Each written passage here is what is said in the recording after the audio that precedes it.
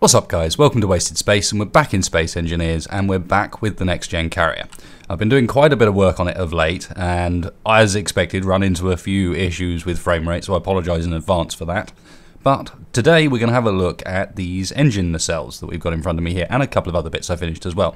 Except we're going to, as usual, dive straight into it, and these are not your typical engine nacelles. So, yep, loads and loads of engines. As you can see, they're both on either side there, and we are going to dive in to the side here and go on board. So again, I apologise for the frame rate, it's really starting to take its toll on my PC.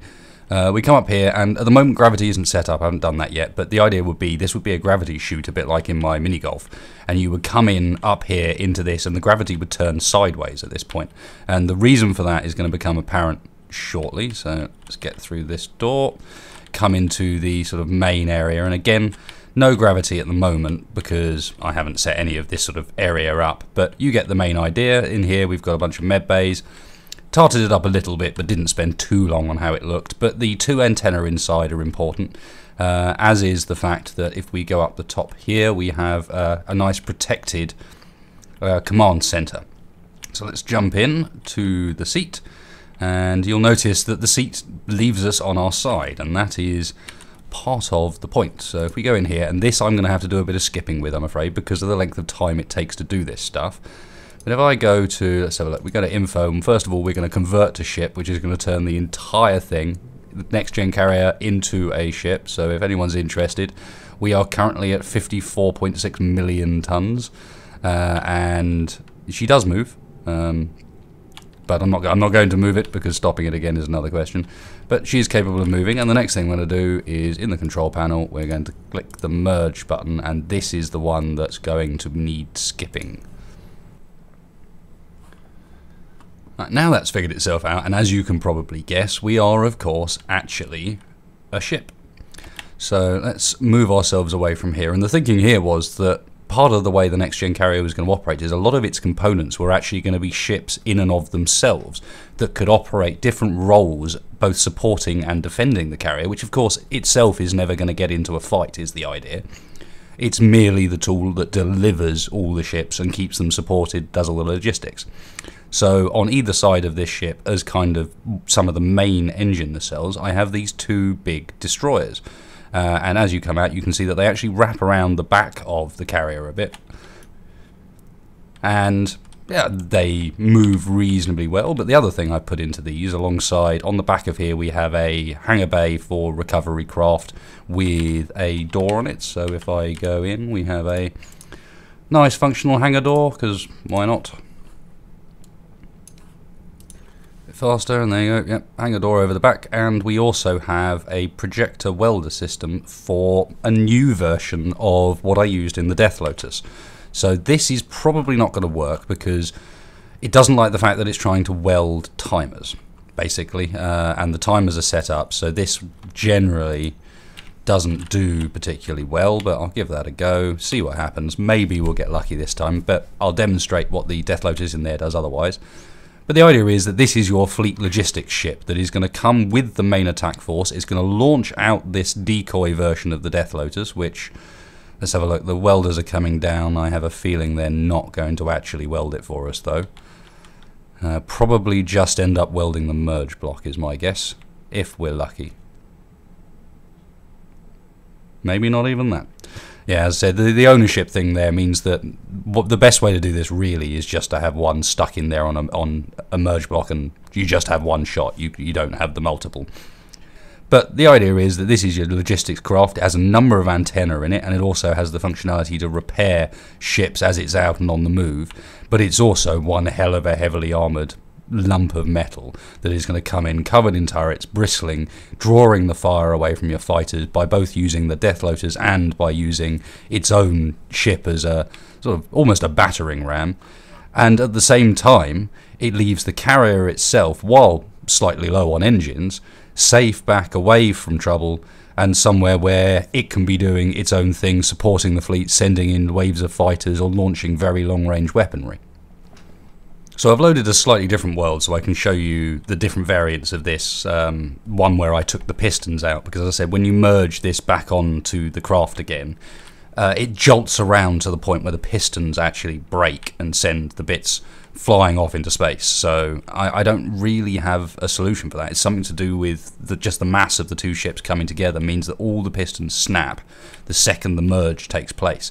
So this is the sort of pistoned version, and the idea is, like with some of the other designs, the pistons lower themselves through the weld upwards, and once it's done, of course, it gets launched out. And if I come round to the one over here, this is the one that I've actually removed all the pistons from, so it'll merge up safely. And in here you can see that we've got a complete version of it. Now it looks a bit weird because I've changed how the projections work, so this is actually solid.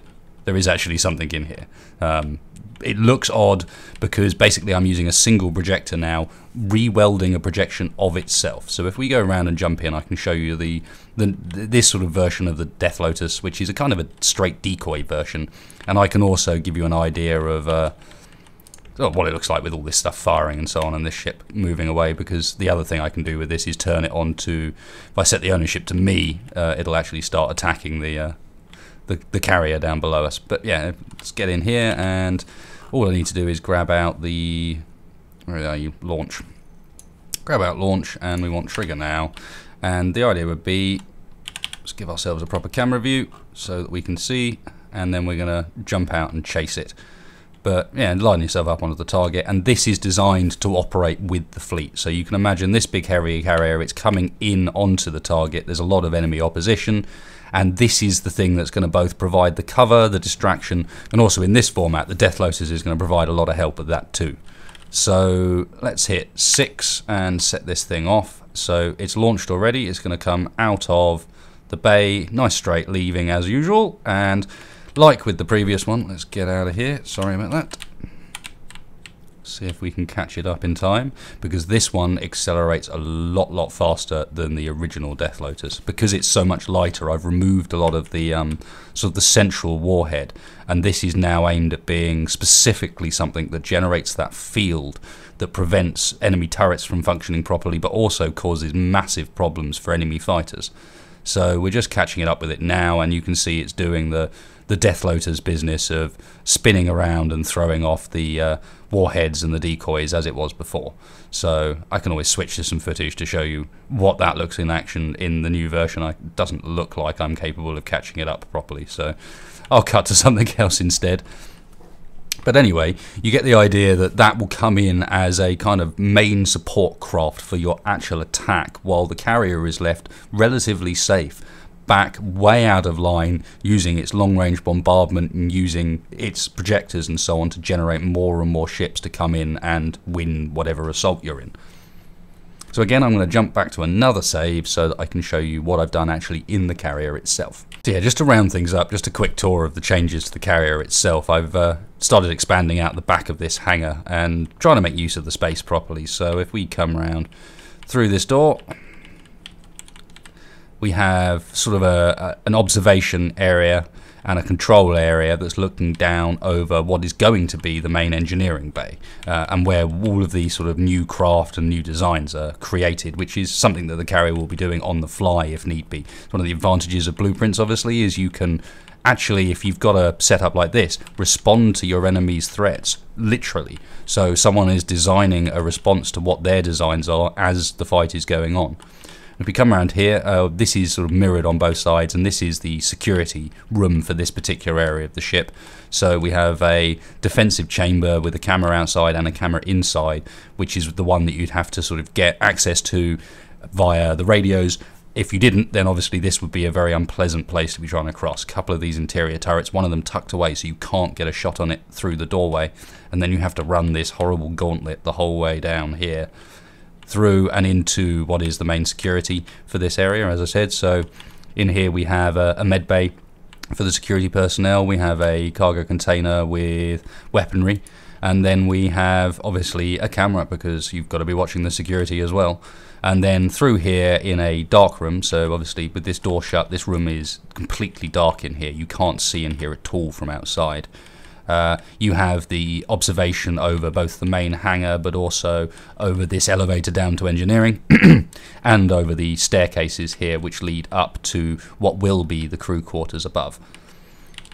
So if we come back through here, the only problem with these walls is they're a bit of a faff to navigate, especially if there's no gravity, which, as I said, I haven't set up in here yet because I'm still building this end and I need to know how big it's going to end up being.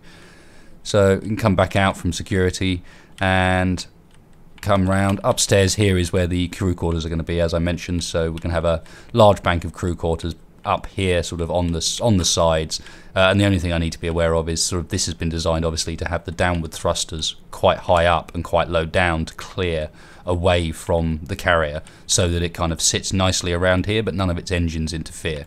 So you can see there's a bit of a gap there, which is the gap that means that there's no interference with sort of the Death Lotus area, and then up around here is where the merge block sort of sections are, and they look like this. They're just sort of these little pads of merge blocks that clamp it quite nicely onto the ship. It's not moving anywhere, and the carrier itself will move with that on there. But finally, and the thing that I'm almost the most pleased with, weirdly, is such a silly idea, such a little design, but this is down in the engineering bay. There we have those observation that I was talking about, and there's a big spiral staircase that goes the whole way up and up to the crew quarters up round here through that main corridor. But we also have down here this elevator, and this elevator is the one that I'm really pleased with, because this obviously is the ship elevator to get any produced ships or anything that comes down here up to the main sort of hangar bay. But if I hit this, it doesn't just go up and down. As this comes up, you'll see that there's actually a second level to it. I was using two-layer pistons, and obviously to make it nice and strong, I merged the bottom pistons together in a grid, and then noticed that it all lined up very nicely to actually create like this double layer lift. So I've changed the distances slightly. That one up there matches nicely up top, and then this one down here creates a floor here for when the top lift is missing. But it also provides access to an area that sort of is deemed to be slightly more secure, because people don't necessarily even know it's here until they're deep into the ships, which comes down, and this actually lowers down, and you can go down another floor down underneath. And this is where I'll have like the main sort of engineering of the ship, as far as all of its reactors, everything that's actually going to be running the carrier will be on will be in little sort of tunnels down along this layer of the ship, which is not going to be the bottom layer, I might add. It'll be near the bottom, but not the bottom. And then again, you can see that sort of there's plenty of room around here, around these engine nacelles, to kind of build out a bit further. And I'm going to build out in this back section as well, so that we've got ways of sort of embarking and disembarking from these two ships, but also so that the carrier itself is not completely stranded when these two are gone. So it will have its own engine set in the center here. The idea is that these very much supplement it for when the fleet is in one place and they're moving. The ship is a lot more heavy because it's got so many ships docked in with it. You gain the benefit of these destroyers coming in and actually becoming part of the whole sort of ship itself. So I think that's it for this time, guys. Hope you found it interesting. It's kind of, there's not a huge amount of technical stuff there. I will, by the way, go into the how to do the sort of multiple dual piston linking together grids like that in another Building the Basics episode, just in case anyone was interested. But yeah, not a huge amount of sort of technical stuff here, but I can promise you that building on this scale and making it look vaguely interesting is kind of hard, but also getting this thing to all line up nicely and building a ship that's such an unconventional shape like this was kind of tricky. I struggled with it. It took me absolutely ages. I'm pleased with how it functions. I'll leave you with some clips as usual of it actually in action and for things separating, and I think it all looks pretty cool, and it is possible, admittedly without the pistons, for it to be joined back together again, in case anyone was wondering. These were built separately like those ones off in the distance. Oh yeah, they're not in this world, but they were then merged on. I literally flew these onto the side of the carrier.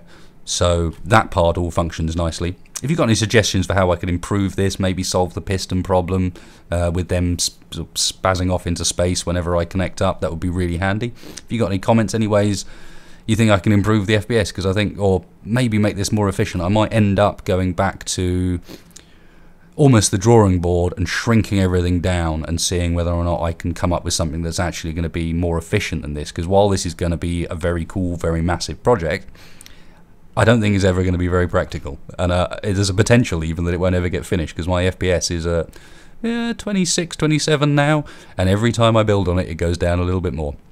So anyway, cheers for watching, guys. If you like the video, please hit subscribe, please hit like, really helps me and the channel out. And otherwise, I will catch you next time.